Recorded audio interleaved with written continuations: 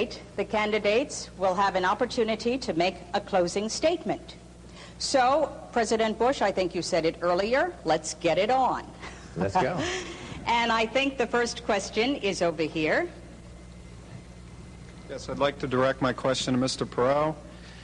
What will you do as president to open foreign markets to fair competition from American business and to stop unfair competition here at home from foreign countries so that we can bring jobs back to the United States?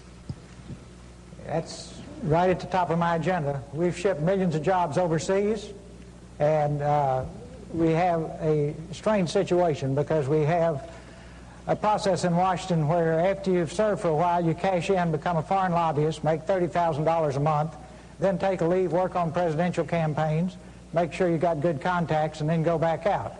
Now, if you just want to get down to brass tacks, first thing you ought to do is get all these folks who've got these one-way trade agreements that we've negotiated over the years and say, fellas, we'll take the same deal we gave you. And they'll gridlock right at that point because, for example, we've got international competitors who simply could not unload their cars off the ships if they had to comply. You see, if it was a two-way street, just couldn't do it. We have got to stop sending jobs overseas.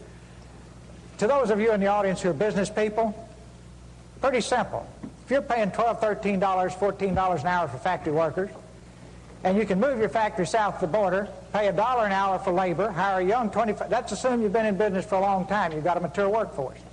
Pay $1 an hour for your labor, have no health care, that's the most expensive single element, making a car, have no environmental controls, no pollution controls, and no retirement, and you don't care about anything but making money, there will be a giant sucking sound going south.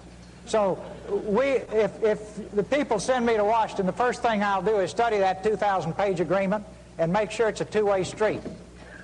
One last point here. I decided I was dumb and didn't understand it, so I called a who's who of the folks who've been around it. And I said, why won't everybody go south? They said, we'll be disruptive. I said, for how long? I finally got them up for 12 to 15 years. And I said, well, how does it stop being disruptive? And that is when their jobs come up from $1 an hour to $6 an hour and ours go down to $6 an hour, then it's leveled again. But in the meantime, you've wrecked the country with these kinds of deals. We've got to cut it out. Thank you, Mr. Perot. I see that the President